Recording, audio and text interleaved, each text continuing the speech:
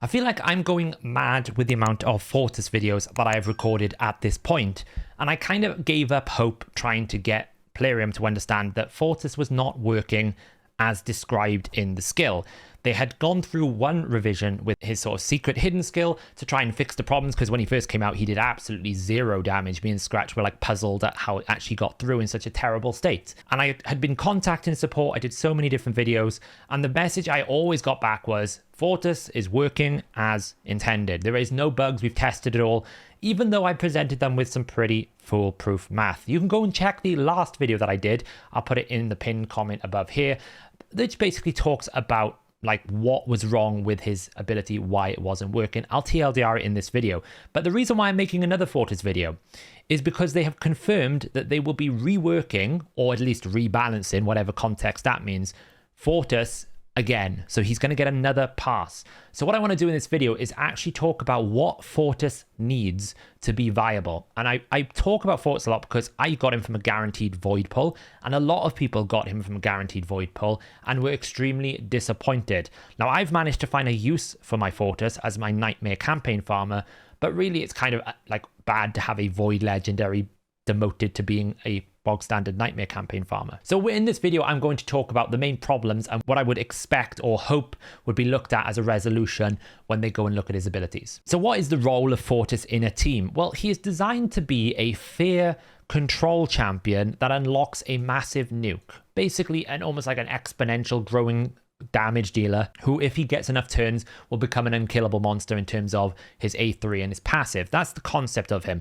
Go into a fight, crowd control. Every time I crowd control, I unlock my ultimate skill, my hidden skill, and then I use that hidden skill, and that hidden skill keeps scaling every time I place the fear. It's all based around fear. We don't really like fear as a debuff here, especially in this channel. I don't like fear as a debuff. I find this fear debuff, even true fear, to be some of the most horrific things you ever face. You can never depend on it to work for you, and when you don't want it to work on your team, 9 times out of 10, your champions will always get the fear.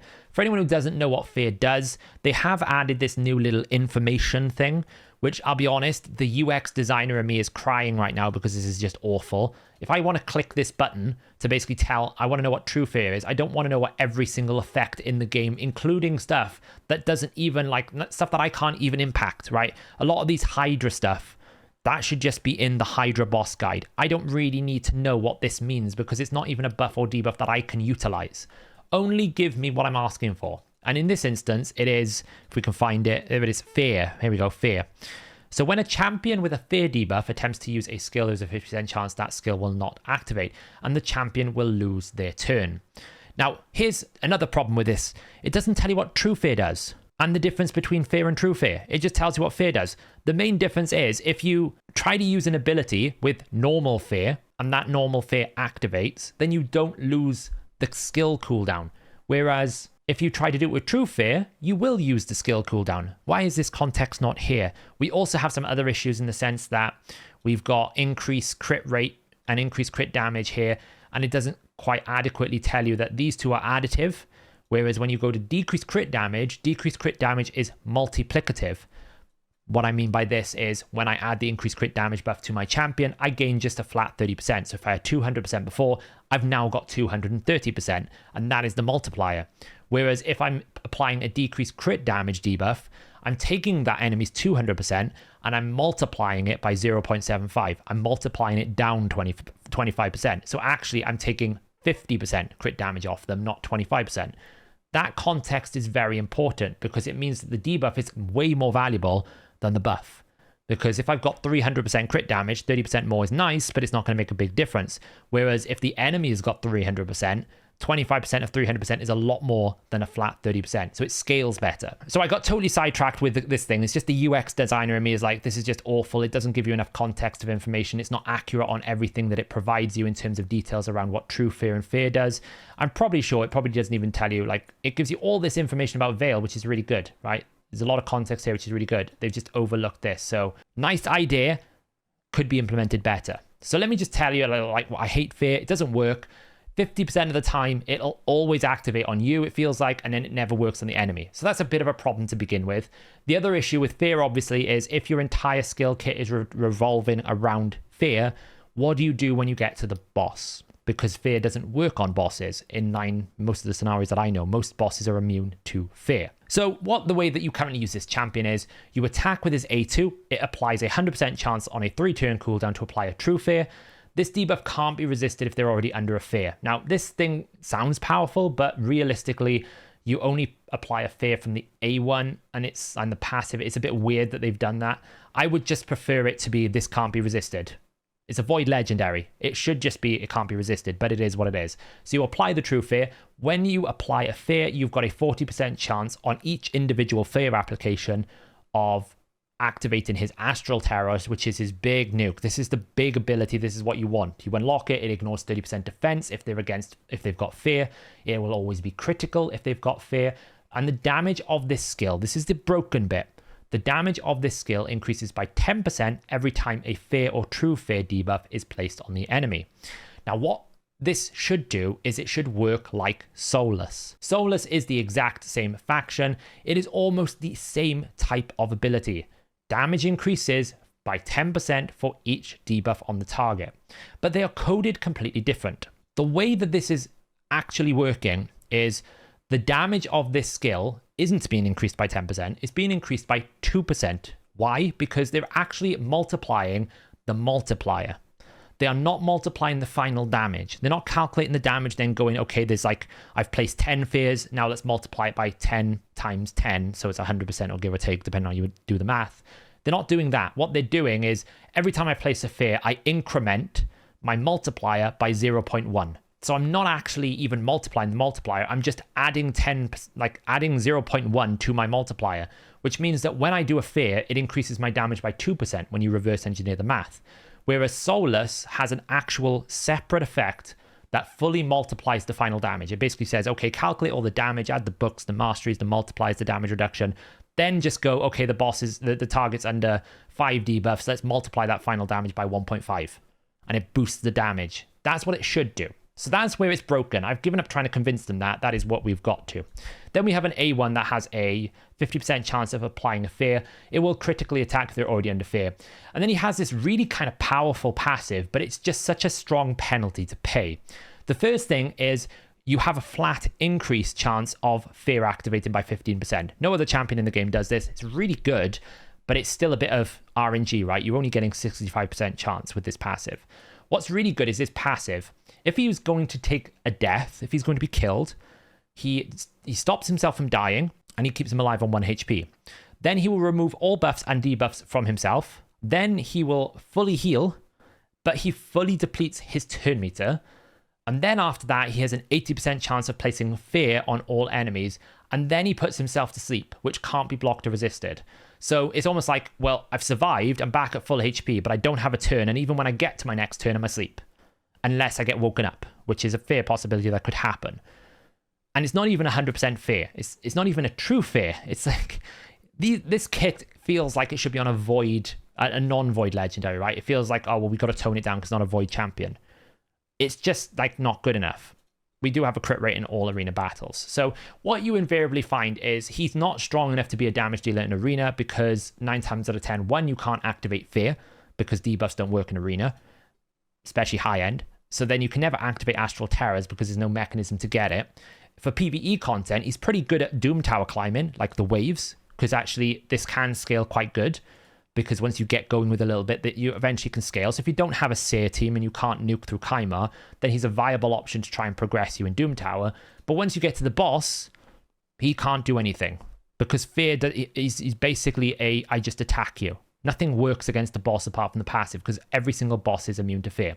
So that's the problems with Fortus. What do we do to fix it? Solution 1, straight out the bat, is if we want to keep this feeling of a scaling, escalating, growth factor, then that's fine. We can absolutely do that, but you can do it in 2 ways.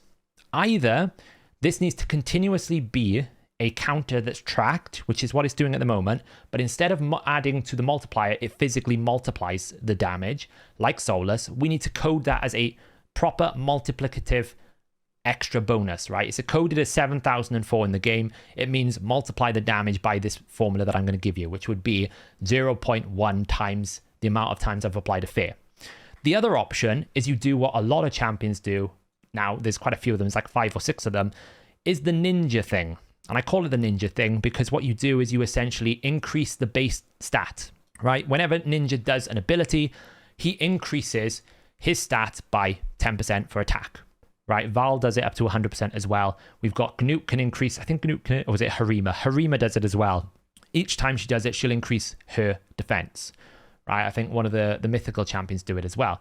So if you don't want to necessarily have this mechanism of a scaling multiplier because you fear it will get out of balance, well, just swap this away from a every time you fear you increase your damage by 10% to every time you place a fear debuff, you increase your defense number, or you increase your crit damage number, or you ignore more defense, right? Something like that. I actually think an ignore defense component based on the amount of fears could be really interesting. Just so you can disconnect this, you need to have a fear to deal damage. That's the first thing I would do.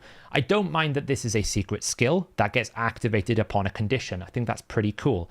But we need to have then solution 2 here, another option for fear when we get to the boss. This champion needs to be able to do something against bosses because right now it can't. It can never activate this against a boss. So it can't actually utilize the main part of its kit unless there's a fear. So a lot of newer champions come out with a condition scenario against bosses when there is immunity.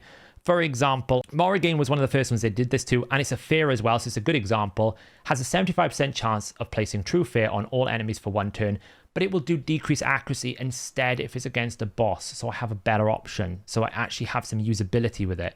So I would actually do the following. If I was designing this champion's rebalance, I would do the following.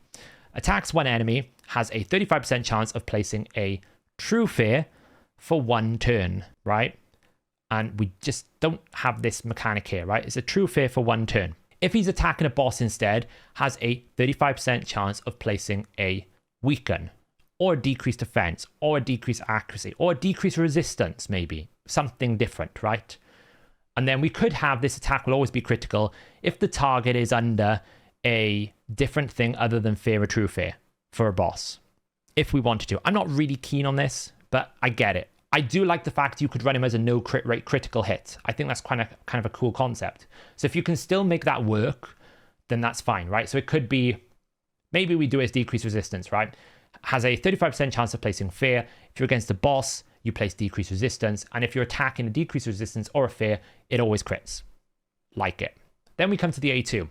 Attacks all enemies, has an 80% chance of placing true fear for 1 turn. This debuff cannot be resisted under targets under fear. Let's change that, okay? Let's just make it this debuff cannot be resisted.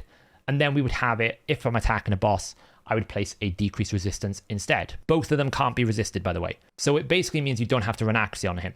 And then we would have it, whenever you place a decreased resistance or a fear, you have a 40% chance of unlocking this ability. You'll attack all enemies. You will ignore 30% of the target's defense if you're up against a fear, true fear, or decreased resistance. This attack is always critical against a fear, true fear, or decreased resistance.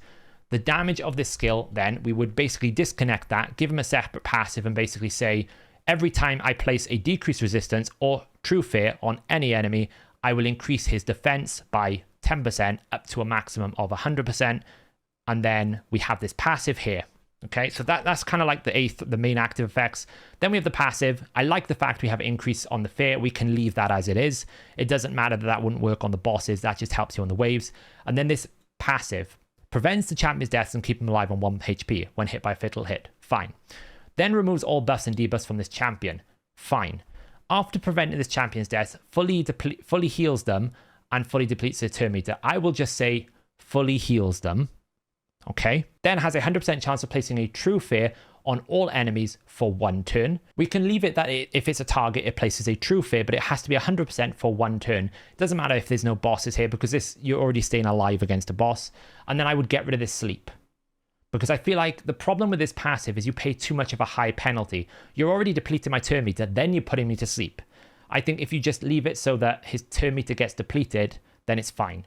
Maybe that's what we do. Just get rid of this last sentence. So then this would become, we prevent the death, we fully heal, and we fully deplete the turn meter. We remove all debuffs, but we keep the buffs that we've got. I don't think it's fair to remove all his buffs. That's a bit harsh. Then he has a 100% chance of placing true fear for 1 turn, and then we get rid of that last sentence. So it's a cheat death mechanic on a 4-turn cooldown. So if you kill him, you have to kill him within 4 turns. That is much better for me than what is currently here, because I feel like the price you pay to get this to activate is not worth what you get. A 80% chance for a fear, and you lose your turn meter and all buffs, and you get put to sleep. It's just too much of an extreme. And then leave the aura. So that's what I would do if I'm approaching Fortus. I would basically give him a boss conditional to apply decreased resistance. I would take his passive away from being a flat increase of damage and scale his base stats of defense. I would then also make it so that critting can happen on true fear or decreased resistance. And then these can all activate, so we get access to astral terrors against bosses. And then I would change his passive to make it less punishing, more consistent with true fear, and still retain that 4-turn cooldown. If you do that, Fortus is not overpowered, but he's a very good champion that you can use, because if you kill him, you can't kill him straight away. Now, the only downside is you are still a sheep factor in Arena, but if they introduce the polymorph changes that they're talking about, where essentially polymorph will only roll on one skill application. It's a suggestion that I had to fix the problem with polymorph, because the main issue with polymorph is it works on a per debuff, per buff removal, or a per buff steal. So any instance of that, it just rolls too many times. Limit it to one skill, then actually I wouldn't mind rolling the dice, because I have a 1 in 4 chance that maybe this will happen, right? So 20% chance or 25% with fearsome presence. Not so bad. That's how I would fix Fortus. Give him something he can do to activate his passive on a boss. Make it so that his passive scales his defense rather than some 0.1 to his multiplier. Add up those fears and true fears so they actually can be applied more consistently. Get rid of the fear concept completely. It's a void legendary. It should do true fear. And then we have a proper champion on our hands. So there you go, guys. What would you do with Fortus? Let me know in the comments below. Hopefully they can finally get this passive fixed correctly so that it does what it says in the tin, because right now this should be 2%, not 10%. It's not giving you 10% damage. And maybe we can finally get the value from that guaranteed void legendary that we invested in. Let me know in the comments below what you think. I will be reading them when I get back from Vegas, because I'm really curious to see what you come up with. And I'll catch you guys in the next video.